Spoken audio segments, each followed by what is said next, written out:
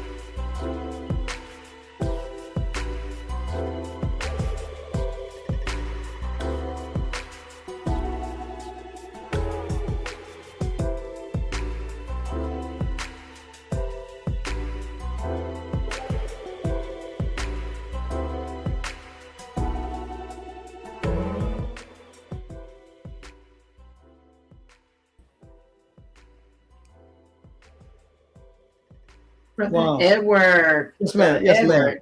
ma'am. Today, wow. April, how you doing over there? I'm good tonight. How are you? Good tonight. I'm great. I haven't said that in a long time, but I'm feeling good. Good, and I had a pretty good weekend. What about yourself? It was a beautiful weekend. It was Easter weekend, and I tell you, that's the most beautiful weekend you can really experience, especially as a Christian. And so I enjoyed the weather. I enjoyed the fellowship. I enjoyed being with family. My family came up here to visit. Oh, we really? had a good time. Yeah, we had a good time. We had a good time. Yeah. A lot of them came up. Yes. Well, my daughter and my sister cousin. Oh, okay. All right. Yes. That sounds good. Well, family's always good. It's good to have family. You know, the issue, April, of at-risk children, that's been brought up, and that can never be talked about enough, right? Correct. I know in most circles. So I mean, that's a nationwide issue, I believe. But for this evening, let's just pick South Carolina for example, just today. And I'll let you move on from that point. But we want to ask the people: have they ever heard of Teach My People? As a prelude with what just came on the broadcast, with the graphics that indicated what they were doing, not necessarily how they were doing it, but what they were doing. And as you all can see, the website there is www.teachmypeople.com. So, and April, you have the insight on all of this with some people there, one particular person anyway. But I'm anxious to find out, because I got some. Not comments, but just some questions that, I want to answer. Maybe I'm your typical person in South Carolina. I haven't heard of the Teach My People, so let's move with it. What do you say? I think we should. But first of all, thank you all for joining us this evening. We appreciate your support every single week with WCM Live, coming at you with community news, resources, information, topics, all the great things that are in and about community. And our little grassroots show here is all about introducing new resources or even existing resources that the community may not know about. We love educating the community on things that they may need or that they just need to gain some knowledge of. And one of the organizations that serves primarily Georgetown County is Teach My People, as Brother Edward said. And, anytime we could talk about youth and children and resources that will help them in terms of their development and empowerment, anytime we have an opportunity to do that, we are all for it. And we have a very special guest, someone who is very dear to me tonight, who is joining us, Kim Fox, who is the Interim Executive Director of Teach My People. She is going to talk to us about the mission and the vision of the organization, but also we're going to talk about, the need for Teach My People and why it's so significant to our communities, especially when it comes down to serving the populations that are involved or engaged in this particular type of resource. So without further ado, I'm going to bring onto the screen Kim Fox. How are you doing this evening? I'm so great, April. Thank you. And thank you, Mr. McQueen, for allowing me the opportunity to talk about something that's very close to my heart with a person that's very close to my heart. Yes. So as we were letting everyone, we were talking in the pre-show, Kim and I go way, way back. And so it's amazing. We were in the marketing world together. And both of our lives, I think, have evolved into lives of service, I will say. And it's amazing to see Kim in this element because, of course, I met her as marketing director at the Litchfield Company once upon a time. And she definitely is passionate about what she does, both in, that particular career field, but also when it comes down to communities and serving the youth. I think she's found her niche. And so I want to learn more about it tonight as well. And Kim, I know that you provided us with your bio, a very extensive and impressive resume, but we'd love to hear from our guests, a little bit about themselves. So why don't you tell us what you want us to know about you? Okay, well, thank you. I arrived in the Grand Strand in 1983 after graduating from college. And my dad said, come up here for a vacation. He owned some property and then go back home to Florida where I was living and find a job. Well, I came here and found a job. And so I've been here pretty much steadily since 1983.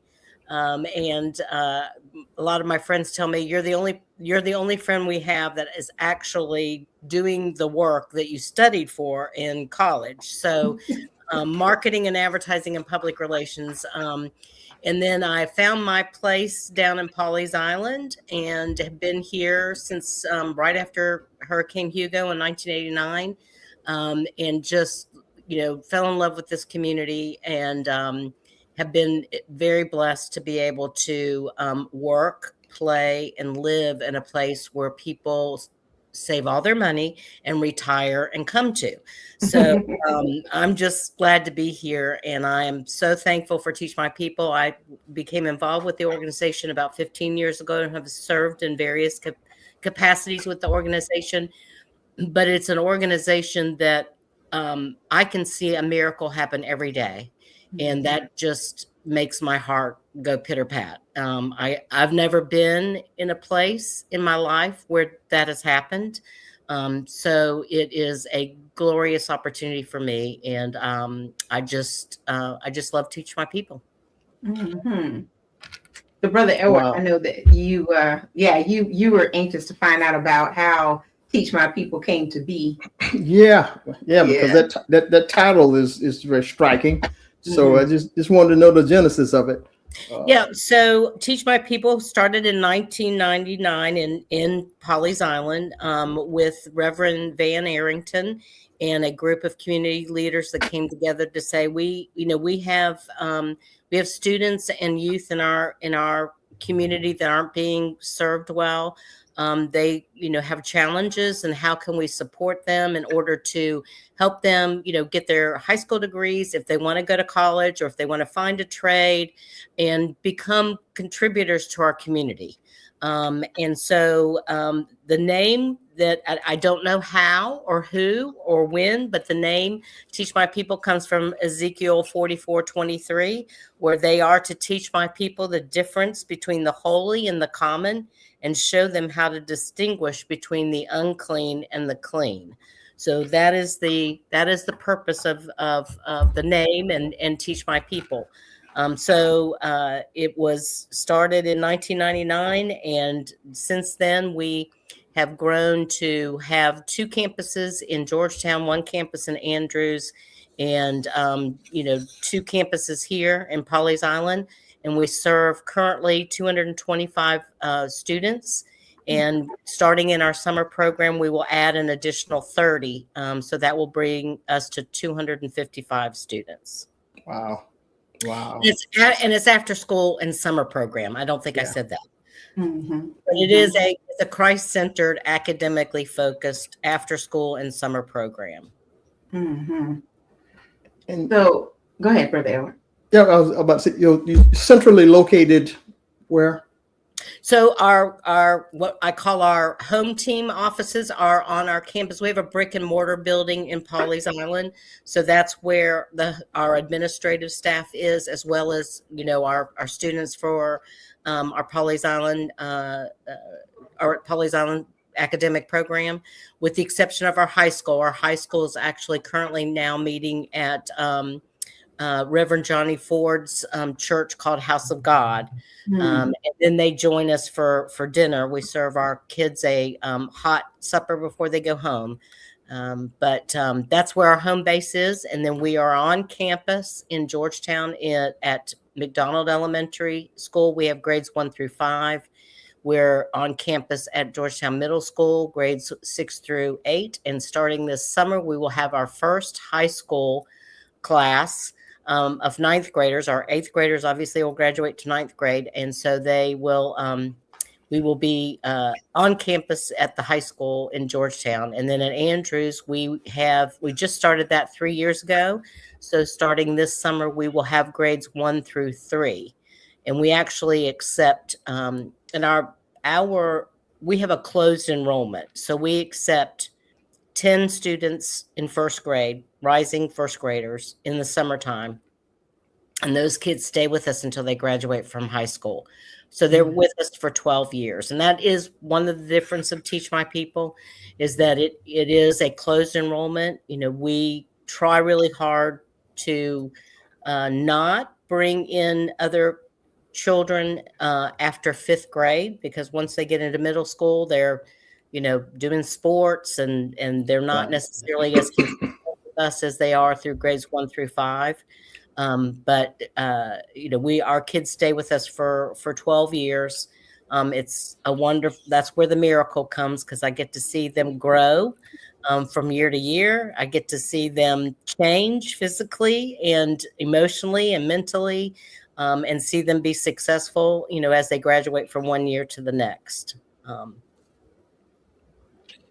Wow. So Kim, it sounds like part of the success of this program is in the school partnerships, because you mentioned the connection to several secondary schools in Georgetown County.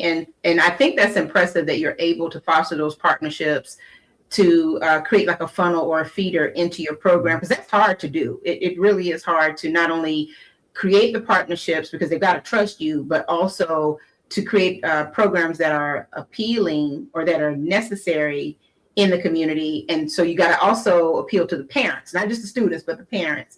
So talk a little bit about like what that's been like in terms of working with the schools in Georgetown County. I would say that our greatest partnership is with the Georgetown County School District. And we're so thankful that they believe in what we do. They see what we do. We have, like I said, a brick and mortar building in Pawleys, but that model will be its only one. To be able to be on campus at the school, the teachers that are teaching our kids during the day, they just run down the hall and come to our classrooms, and then our instructors and our campus directors are able to have a relationship with their teachers and with the guidance counselor. So if there are if there's a challenge that happened that day, that communication happens between their day teacher and their after school teacher or instructor. So we're very thankful for that. We couldn't do this without that. And they have allowed us to have access to all of our students' iReady scores so that we can monitor, what they're doing, how they're doing, how they're progressing, or if they're falling back, how, what's happening. Allows us the opportunity to communicate, to find out what's happening so that we can then focus our energy on, things that we do at our after school program or our summer program that can focus individually on that student. If they're having a challenge one particular area, then we can focus on that. We have wonderful volunteers that come in and they do one-on-one sessions with our students and create relationships with them. And they also were told, here's what this child's challenge is, and they work with our students to kind of hopefully overcome that.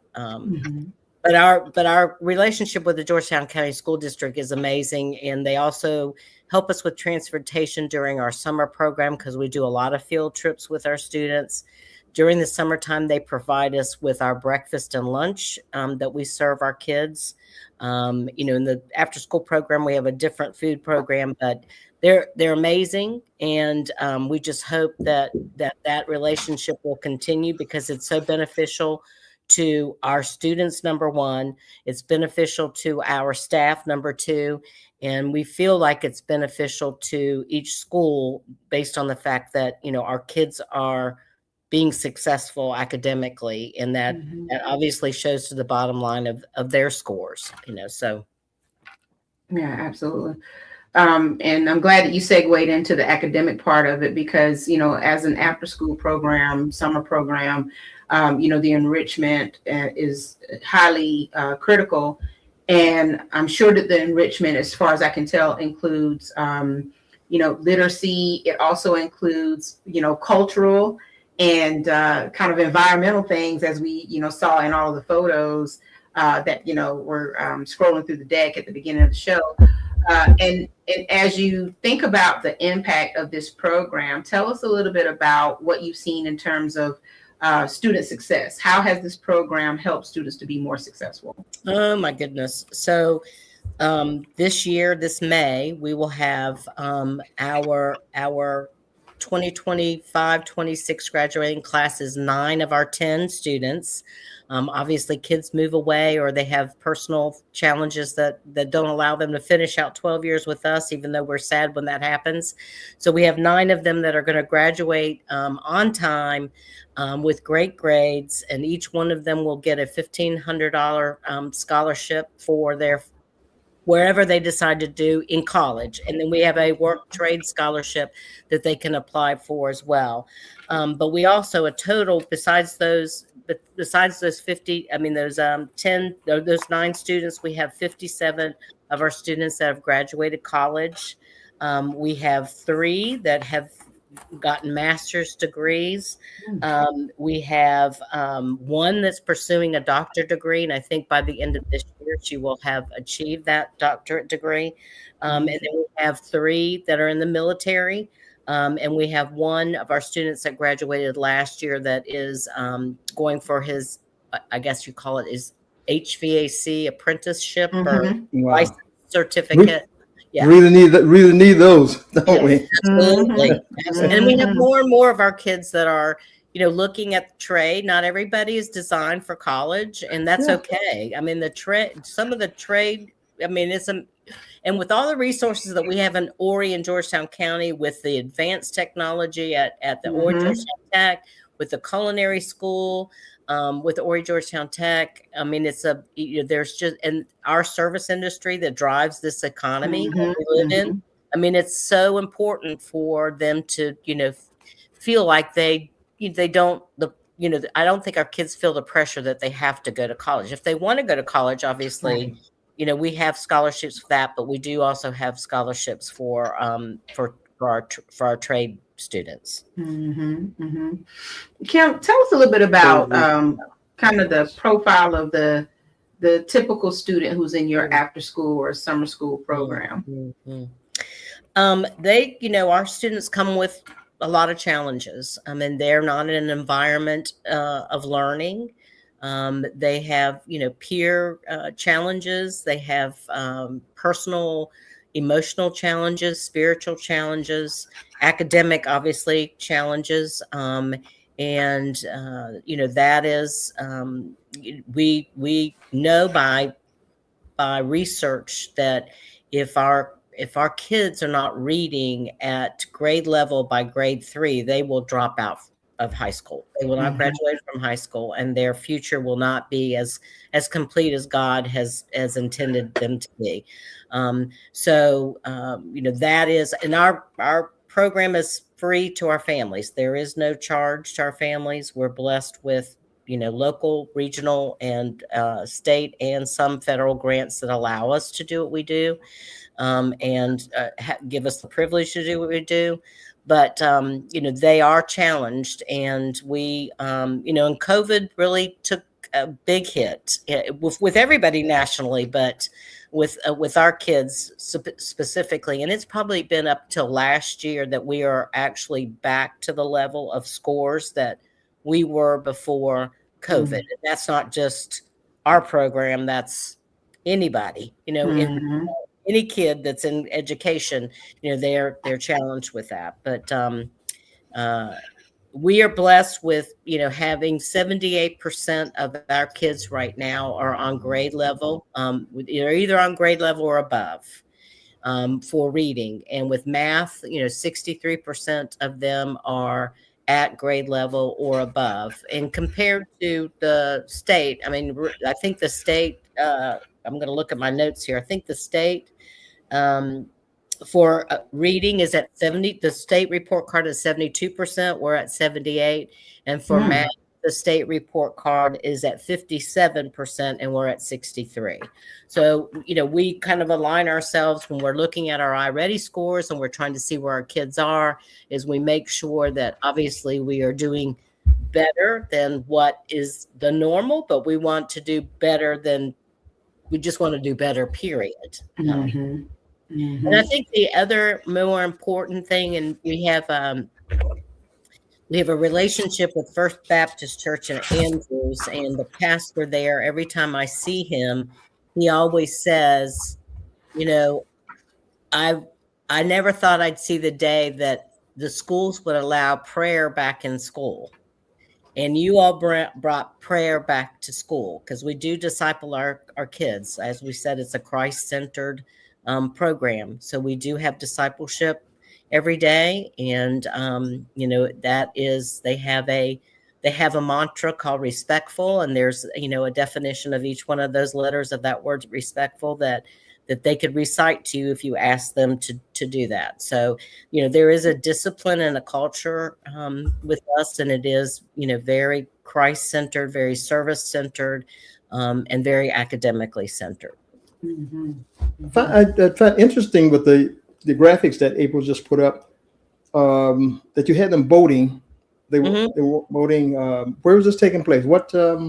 Yeah. So our 6-week summer program, we do a field trip every week, and we have gone to, I think that one was on the Black River somewhere. I want to say it's the Preserve, it's outside of Andrews. And so we've gone to Huntington Beach State Park. We go to Hobcob Barony. We've gone to the Charleston Aquarium. We've gone to the Francis Marion Planetarium. So once a week for 6 weeks, they go on a field trip, all of them. And it's centered around a theme. This year's theme, which I'm so excited about and so proud of our campus directors and our program director, is the 6 days of creation. So each week is going to focus on day 1, day 2, day 3 of God's creation. And then they'll have a field trip that will be, associated to that.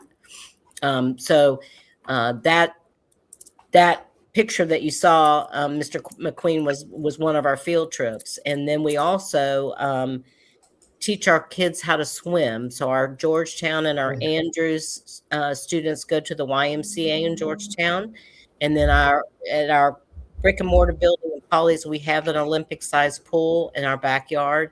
And we have, our kids, it's important where we live, right on the big water, the Atlantic Ocean.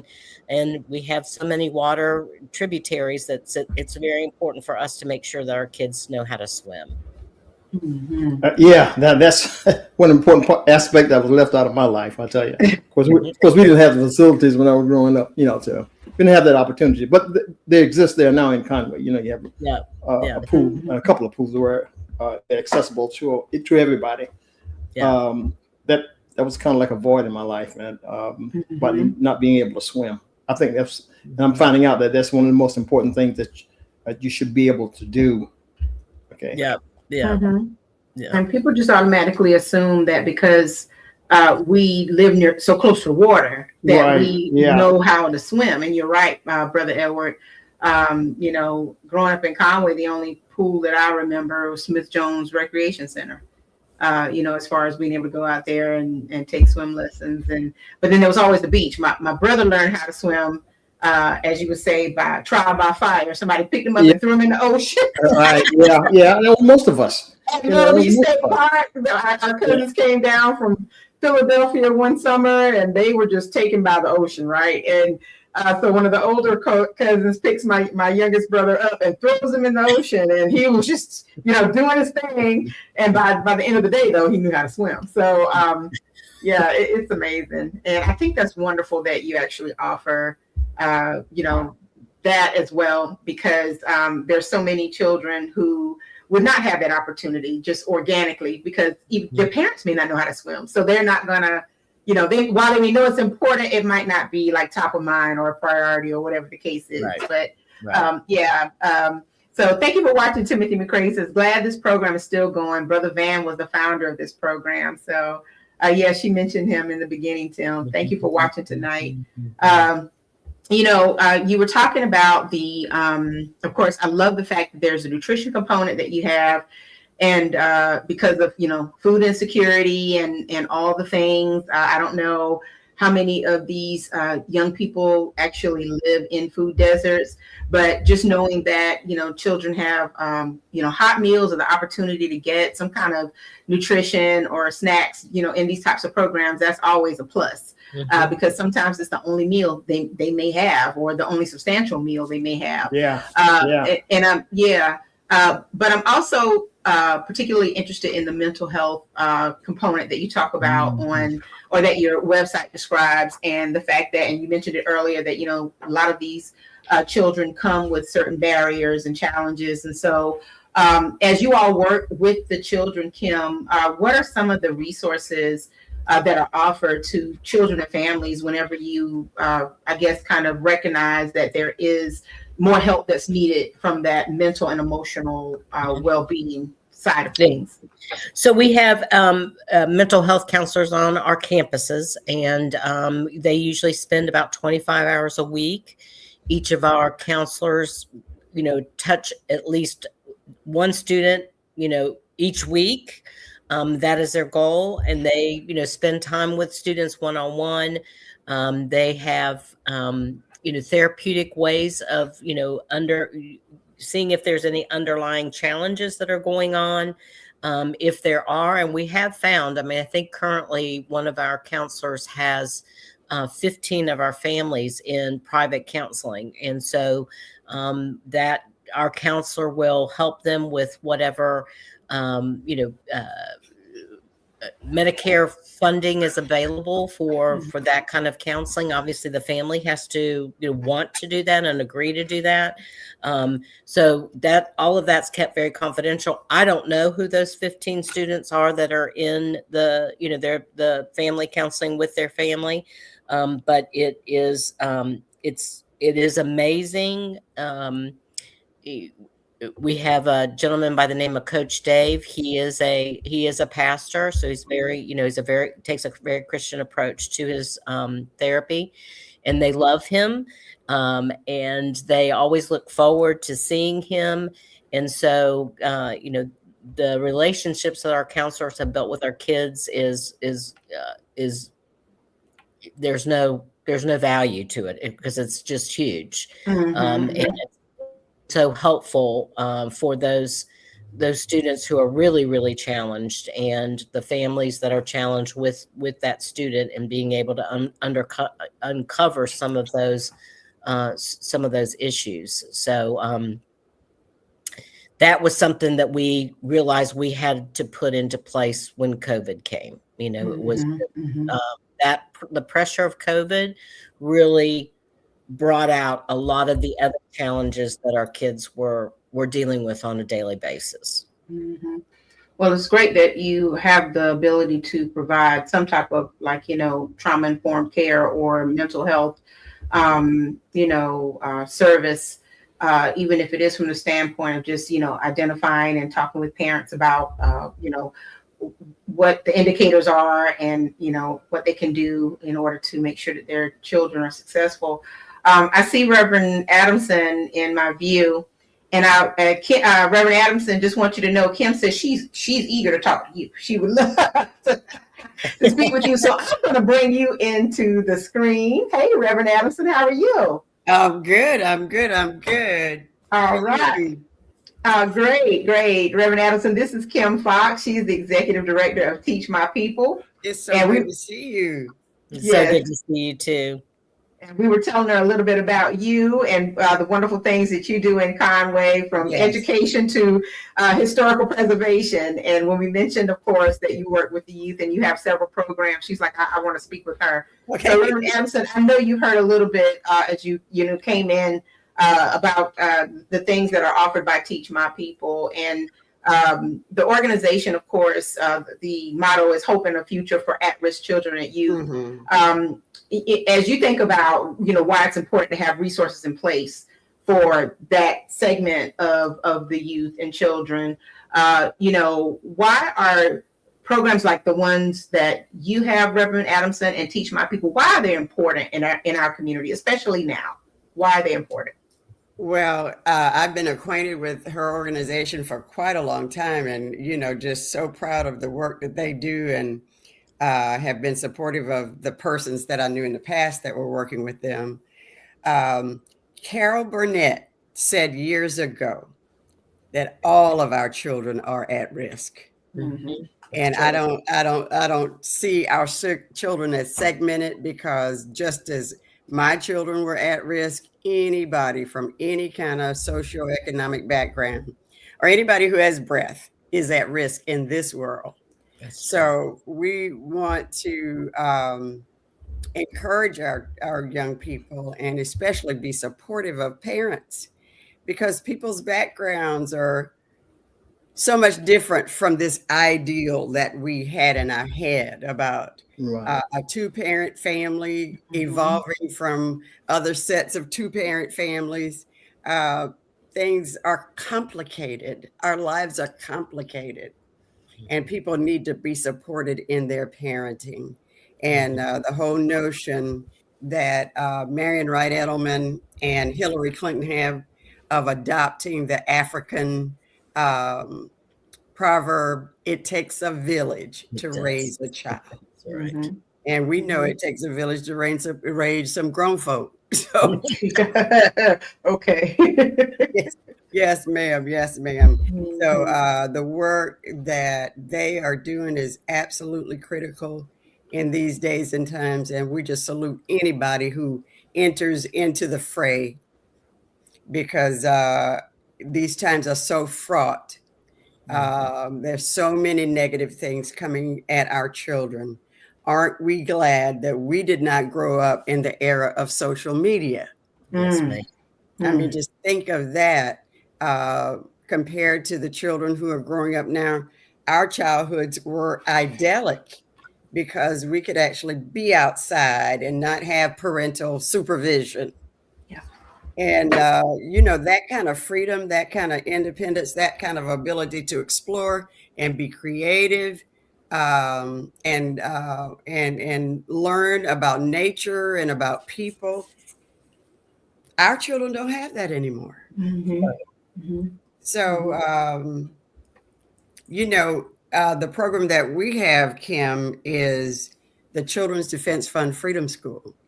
Oh. And one of the words that we use in our program is that we want to bring the joy of childhood to children. We want to give them the joy of reading. So we try not to constrain them in ways that they're constrained in the public school. We know that they have mitochondria, they have muscles, they are curious, and they want to move. So we want to provide an environment where they can move, and that movement of their bodies stimulates their minds. So there are just so many facets to the work that you are doing and to the work that we've been charged to do. And we certainly would love to talk with you, because the Freedom School curriculum is one that we would like to see over our entire state. And so I'll be glad to come and visit with you and see what y'all are doing and tell you all about the Palmetto Works Sankofa Freedom School. Okay, I'd love that. I would love that. So, Ms. Fox, I can echo what Reverend Adamson or Cheryl, or anyone would prefer, call her. She has a great institution over. I call it an institution because the product is so vivid of that she has been created there, and the outcome is usually. I mean, there are always challenges, but that makes it good. You know, it's the challenges that make it good. So, just wanted to echo that. Cheryl, you mentioned. I think the audience needs to know who Carol Burnett is. You know, she made. In other words, I'm dating myself, huh? I know who Carol Burnett is. Oh, I know. Yeah, I know. Carol Burnett was an actress and a comedian, and she had one of the first shows that was hosted by a woman. And she was, very smart, very creative, and a businesswoman. Yeah. So she was a boss, but she had 2 daughters. And, of course, people would look at her daughters and think, oh, y'all are so lucky. And when I read that she said that just really opened up the world for me to, help parents realize that we are equally in danger. And this is the thing. We don't have any children to lose. Right.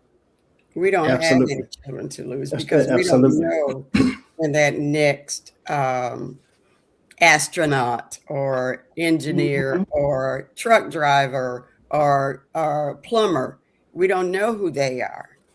But we need to provide them with the best environment that they can. And the parents are under so much duress and stress that we need to give them a break to be able to continue to grow spiritually and socially and economically and shore them up, because a lot of people in our communities don't have the extended families of grandparents and aunts and uncles to help them with their parenting. So one of the things about our program, Kim, is that we call it an intergenerational leadership training movement. Oh, yeah. And there are 181 sites in the country. And another name for people who are not my age is Marion Wright Edelman, who is a native of Bennettsville, South Carolina. She was the first African-American woman to pass the bar exam in Mississippi. And she went on among those who were people who taught in the freedom schools in Mississippi when they were trying to get people literate to be able to vote. Right. She brought that concept out into the nation and started freedom schools over 33 years ago. Wow. Yeah. Yeah. I think that's why I appreciate our closed enrollment, because it does give us the opportunity to not only support our students, but to support the family. We get to know their circumstances. We understand what their challenges are. Because, when you live with a child for 12 years, like they do, I mean, we don't have them all day long, but we certainly have them for a good period of time in the afternoon. That we can certainly wrap our arms around them as well and try to be as supportive of the family as a whole, not just our students. But trying to do that holistic approach to our students' lives, which includes their family, whether that's a grandmother or a mom or a dad or that's right, a sister or older brother, whatever that circumstance might be. We are one of 23 sites in the country that was a part of the first parent advocate cohort last summer. And our new executive director for the Freedom School is Dr. Simone Goss. And already they are calling on her at the national level to talk about what we were able to achieve last summer. So we are really looking forward to how much more we're going to be able to do with our parents. One of the things that we do in our Freedom School is that we teach our children about the civil rights movement, about social justice, and how to advocate for themselves, for their families, for their communities, for the nation, and for the world. And one of the things that we realized in the process of teaching them is that our parents didn't know about the civil rights movement because they were not born in that era. And we say, oh, we got to teach our own, but who is actually teaching people our history? So we had to get, what do they call them when you have the cartoons in a book, graphic novels about the civil rights movement that we shared with our parents. That was at 8th grade reading level, for some of the kids, and share those with parents because they didn't know anything other than, some of them did not know anything other than Martin Luther King Jr. and Rosa Parks. And we know that our story is much more complex and much more in depth and involves more people and more situations than many of people in our community are aware of. Well, I tell you, just to encourage them that they are big citizens, and regardless of their socioeconomic background, that they can be contributing members of society. And teach them how to do that. One of the things that we did early on when we were doing an after-school program at EME Apartments, it used to be Old Cherry Hill, is that we would invite the director of the Shepherd's Table for Thanksgiving and do a canned food drive with the children whose parents were on food stamps because they could get a can out of their cupboard to give to somebody else. Another thing that we did is that we had our children in the Christmas parade. We'd have a truck or a float or something for the children to ride on. Do you know who was most proud of that? The mothers. Because they walked alongside the children in the parade and their friends would say to them, well, how did y'all get to be in the Christmas parade? That's right. And we wanted to show them that they have a place in the society. That they have a reason to be there. And it meant more to those parents, I can tell you, than it did to the kids. That they can be big citizens, no matter what their socioeconomic background is. Absolutely. Well, I tell you, Reverend Adamson, you have added richly to this conversation with Kim tonight. And it's amazing kind of the spectrum of what you two offer through your respective programs. Kim and Reverend Adamson, you are familiar with the program, but, being a Christ-centered program focused on the mental, emotional, spiritual, all the things, kind of moving into Horry County and Reverend Adamson, making sure that, the history, the civic engagement, all of those things are also a part of youth enrichment. I mean, that's very powerful. And I think it's going to take more grassroots organizations, more, community organizations to really make this type of thing happen. Because you're right, we have gotten away from that, or I don't even know if it really truly existed in traditional educational settings. And so we have the opportunity to supplement education with a lot of what you all do and introduce our youth and children to things that they will never be able to experience in their 7:45 to 3 o'clock day, Right. you know, at school.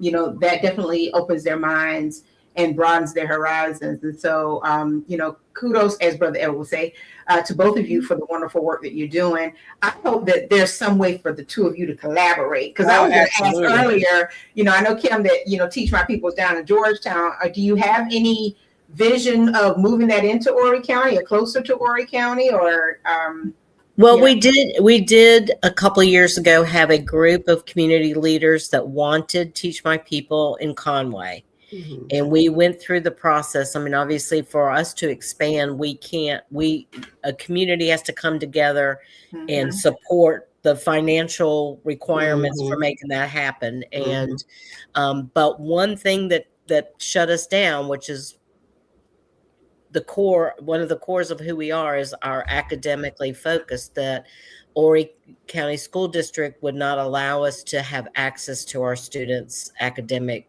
records and scores.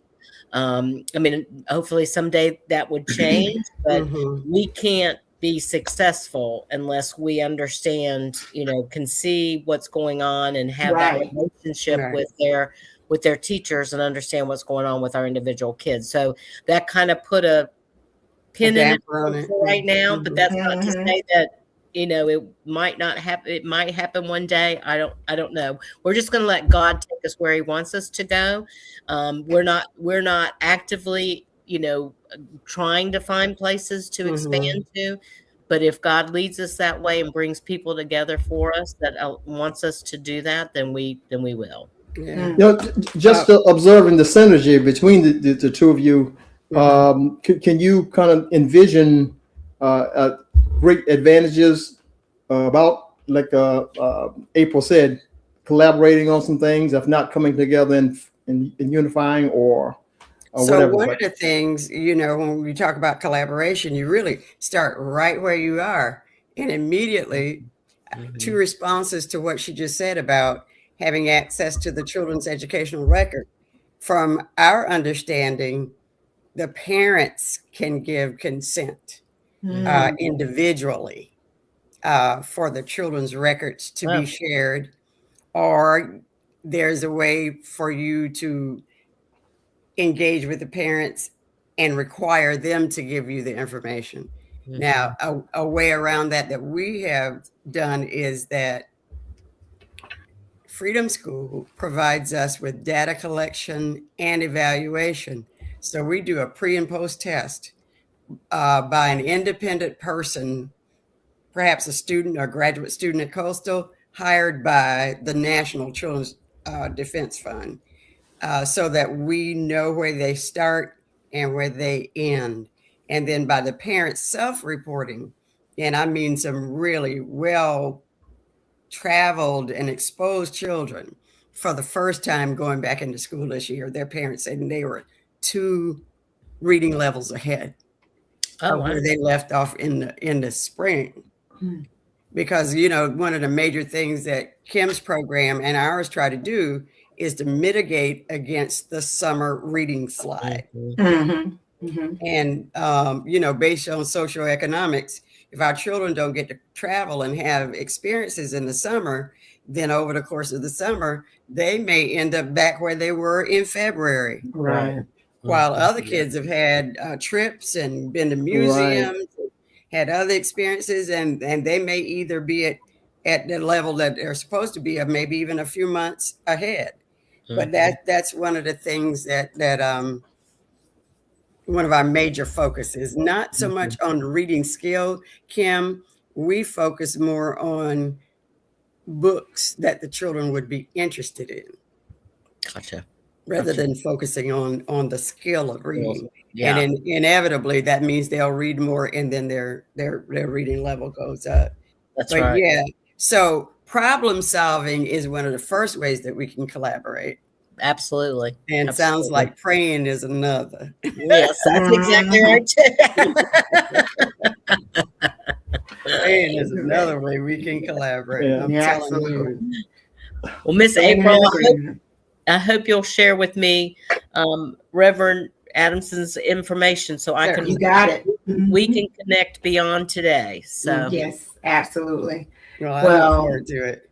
Yes, and Kim, Speak- what are you Go gonna ahead. say, Brother Edward?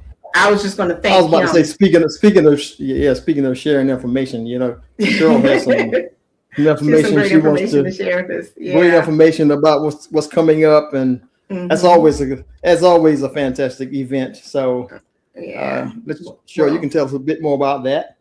Okay. And Kim, you're invited. thank you. I look forward to it. Am I invited? Whittemore Race Path Historical Society, and we're having our 3rd annual Heritage Gala, and we're going to be honoring people in our community who have been trendsetters and pace setters, and who have advocated on behalf of our community. So this is going to take place on Saturday, April the 25th at 6:00 p.m. at the Mason Temple Church of God in Christ Fellowship Hall.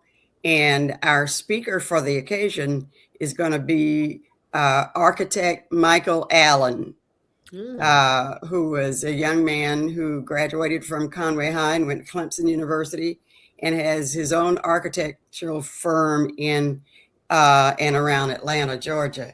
He was with us when we began the fight to try to save the Whittemore Elementary School, which is an equalization school that stood for nearly 67, 68 years. And just about the time that we thought that our community would have possession of the building, somehow this brick and stone building caught on fire.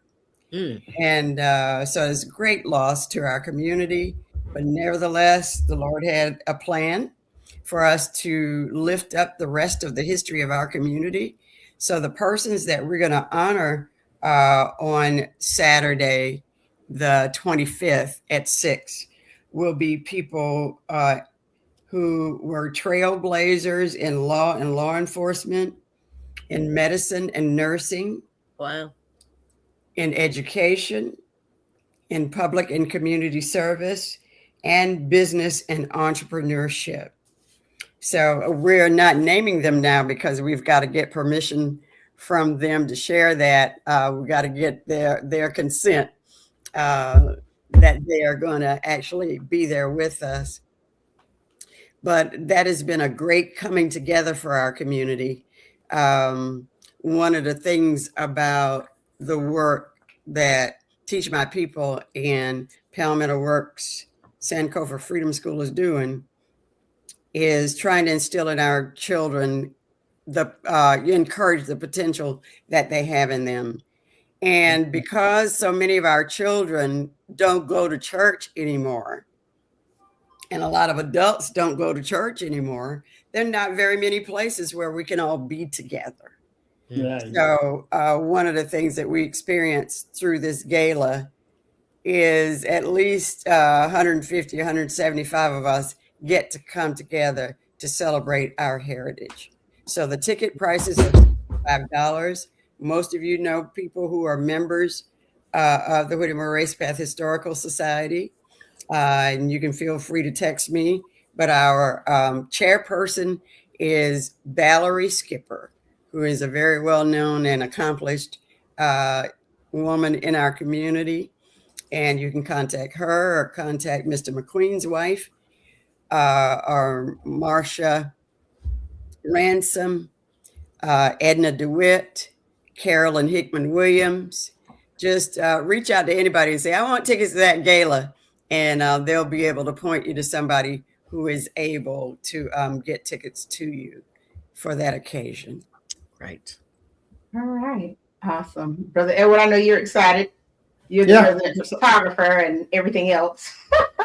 Yeah. Expecting to see your face there. Some pictures. Yes. Expecting to see your face there. Absolutely. Yes, I plan to be So, there. yeah, you think you can come home? Yes, ma'am. Sister Joella's, yeah. Good. Reached out, Sister definitely. So Joella I is will on be the there. case. She is on the case. It's been on the Good. case from the beginning, so I will be there. Great. But thank you both so much for being here with us this evening. And I just have one other announcement, Brother Edward, before we call it a night.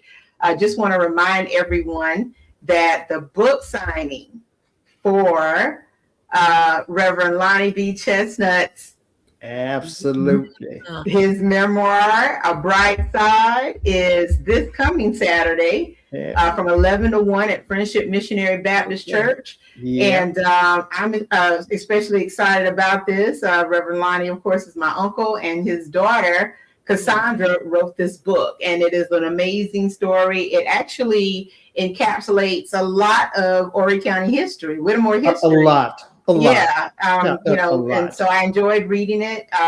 Kim, Uncle Lonnie, and he doesn't look too far off of that picture right there. He'll be 97 this year, I believe. That's right. Oh my. 97 years old. So there's, I mean, a lot of history there that is just incredible. So we just wanted to remind everyone that the book signing is this weekend. If you have a book, please bring it out, and Uncle Lonnie will be there ready to sign. And I think Sandra said that there might be a couple of copies available. She's really, that's what, I think she's going to have just a couple copies available. But if you want to purchase a book, you can go to iuniverse.com to find this book title and order the book. But it is a wonderful book that, like I said, tells his story. It talks about a lot of historical aspects of Conway, Horry County, Whittemore, Chestnut Consolidated Schools, all the things.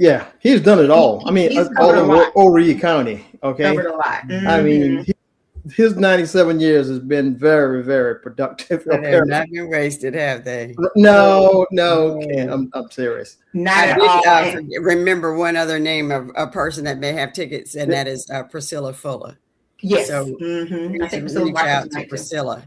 Yeah. Now we're speaking of age of 97. Now there's another 97-year-old that is just as equal in terms of just her vibrancy. Yeah, just put it that way. Yeah. And Kim, or her name is Miss Mary Moore. Oh, I know her. You know her? I don't know her personally, but I have heard of her. Yes. Just look to your left. That's my mama. Oh, that's your mom. Yes. Gosh. Yes, our mama, I should say. Yeah, pretty much. Pretty much. Yeah, pretty much. Yeah, pretty much. Yeah.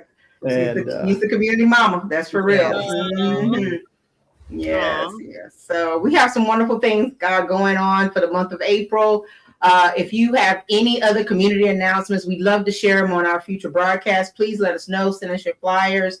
Drop a post on my page or World Community Magazine or the network, and we'll be sure to share it here during the show. But also we can post it to the WCMmagazine.net website. So, Brother Edward, I tell you, we've had a wonderful start to April. With our special guest Kim Fox of Teach My People, and of course Reverend Adamson. She's a regular. She's Reverend Adamson. Yeah. What did you call me, April? You're a regular. You plug in anytime. Yeah. Right. So I want to be back on next Tuesday too, because I may have some names for you. Well, come on. Yeah, right. We love it. I love you, April. I love you, April. I love you too, Kim. That will never change. Good to see you. Yes. Thank you so much. For you all, before you all leave next week, we have one of our guest columnists in, and he's a young man, just pursuing. I think is going to be in the medical field for a while, and he's on our magazine staff, and he's going to be talking. Or to be discussing next week about, I think it's artificial intelligence, I believe. And I'm very anxious to find out from him, because it's really evaded me, artificial intelligence, as most people, I guess, our age. But yeah, so anxious to have him on. His name is Christian Newman, and he's our columnist in our magazine and contributor. Yes, he's actually going to be talking about cognitive resilience, and the title of his article, "The Aging Brain Isn't Inevitable: What Neuroscience Says About Cognitive Resilience." So he's going to talk about that next week. Yeah. I need that. Yeah. Right. That in some points, I believe that centers around dementia coming on, dementia, stuff like that. My error when I said AI, but that is AI. It is artificial intelligence. I'll tell you, Brother Edward. Well, again, thank you all for joining us tonight. And we will see you all next week, same time, same back channel. And we hope that everyone has a blessed week. Absolutely. Godspeed. Thank you so much. Thank you. All right. Thank you for watching the World Community Magazine's Hour of Power Live on Facebook.